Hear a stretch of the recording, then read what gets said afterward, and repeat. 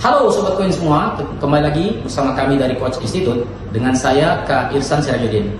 Berbicara mengenai perguruan tinggi kedinasan, banyak dari teman-teman semua yang masih belum paham mengenai apa saja ujian masuk untuk tahapan seleksi perguruan tinggi kedinasan.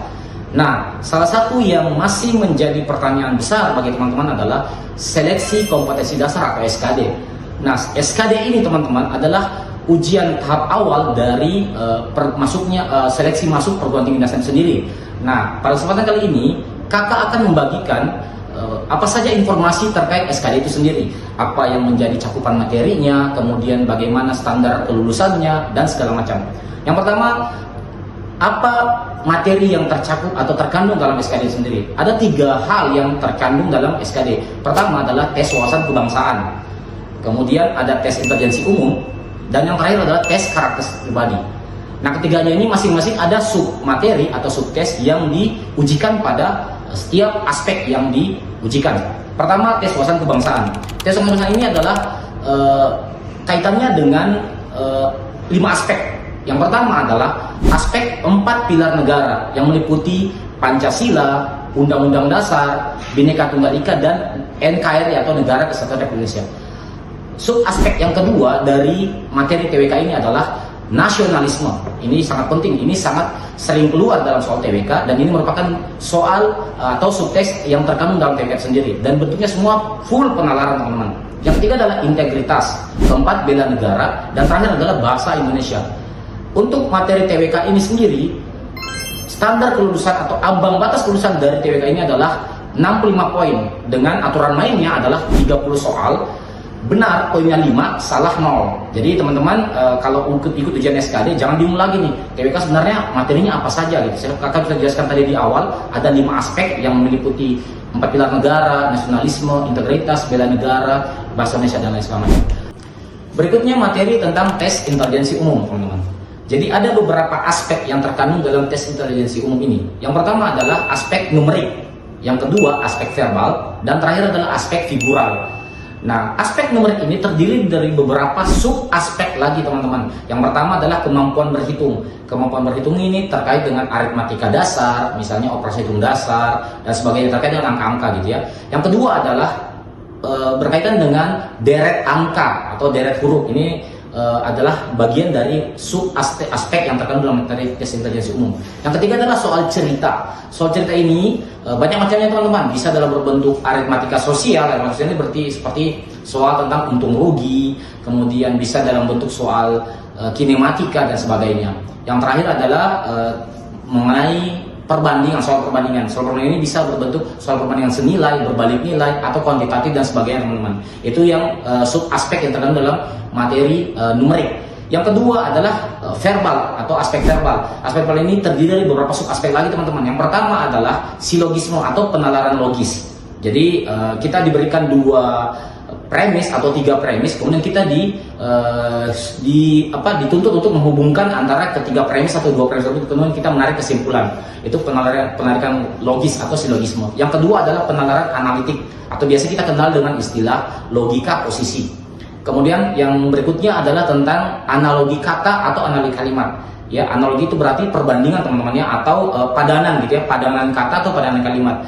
Berikutnya ada soal tentang sinonim antonim gitu ya. Itu adalah beberapa sub aspek yang terkandung dalam materi verbal dalam tes intelijensi umum. Terakhir adalah materi figural atau biasa kita kenal dengan istilah gambar, teman-teman. Figural ini banyak macamnya nih. Jadi bentuk dari figural sendiri dia bisa berbentuk deret gambar, kemudian persamaan dan persamaan gambar, analogi gambar dan sebagainya, teman-teman. Itu materi tes intelijensi umum. Nah, berapa sih ambang batas kelulusan dari tes intelijensi umum, teman-teman? Nah, untuk ambang batasnya sendiri, tes intelijensi umum ini ditetapkan ambang batas kelulusannya adalah, atau passing grade-nya adalah 80 poin. Dengan jumlah soal adalah 35 soal, teman-teman. Sama aturan lainnya dengan TWK tadi, benar poinnya 5, salah poinnya 0. Jadi itu tadi aturan main dari tes intelijensi umum. Berikutnya, teman-teman, adalah materi tes karakteristik pribadi. TKP ini itu terdiri dari 6 aspek atau 6 subtes yang diujikan dalam SKD itu sendiri. Yang pertama adalah aspek pelayanan publik atau lebih dikenal dengan istilah hospitality. Yang kedua adalah aspek teknologi informasi dan komunikasi. Yang ketiga, aspek jejaring kerja. Keempat, aspek profesionalisme. Kelima, aspek sosial budaya. Dan terakhir, aspek anti radikalisme. Jadi ini ada 6 aspek yang diujikan dalam tes karakteristik pribadi, teman-teman. Adapun ambang batas kelulusan atau passing grade dari TKP itu sendiri adalah poin 166. Dengan aturan mainnya adalah 45 soal dengan dimana setiap opsi jawaban itu memiliki bobot tersendiri, bobot 1 sampai 5. Jadi tidak ada jawaban yang salah, teman-teman ya. Yang ada cuma jawaban yang sangat ideal atau kurang ideal seperti itu. Makanya masing-masing opsi jawaban itu memiliki bobot nilai tersendiri.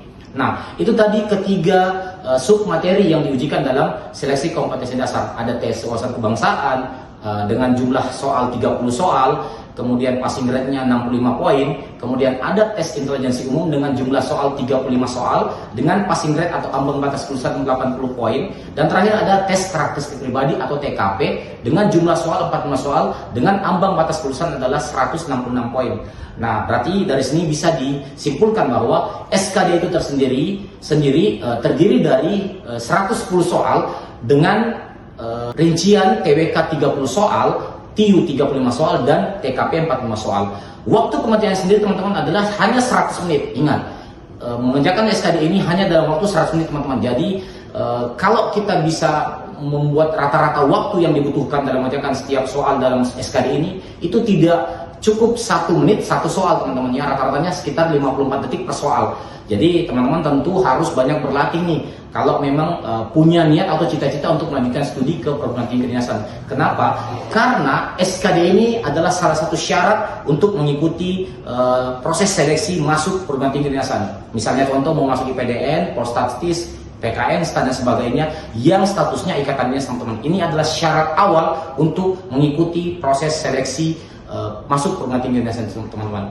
Kakak doakan bagi kalian yang sedang mempersiapkan diri untuk masuk perguruan tinggi kedinasan, semoga diberikan kemudahan dan dalam proses belajarnya, teman-teman. Semoga informasi yang kakak berikan pada hari ini bisa bermanfaat bagi teman-teman semua dalam mempersiapkan diri untuk mengikuti program atau seleksi masuk perguruan tinggi kedinasan. Oke, teman-teman, itu tadi materi seputar seleksi kompetensi dasar dalam persiapan untuk masuk perguruan tinggi kedinasan. Bagi kalian yang tertarik dengan informasi-informasi mengenai persiapan masuk perguruan tinggi kedinasan, boleh pantau kegiatan kami di akun sosial media kami di Instagram @coachinstitute.id atau di Facebook atau halaman Facebook kami di Bimbel Coach Institute. Oke, teman-teman semua, terima kasih dari kami. Terus support kami dengan cara klik like dan subscribe akun channel YouTube kami @coachinstitute.id. Sekian dari kami, Coach Institute, be the pride.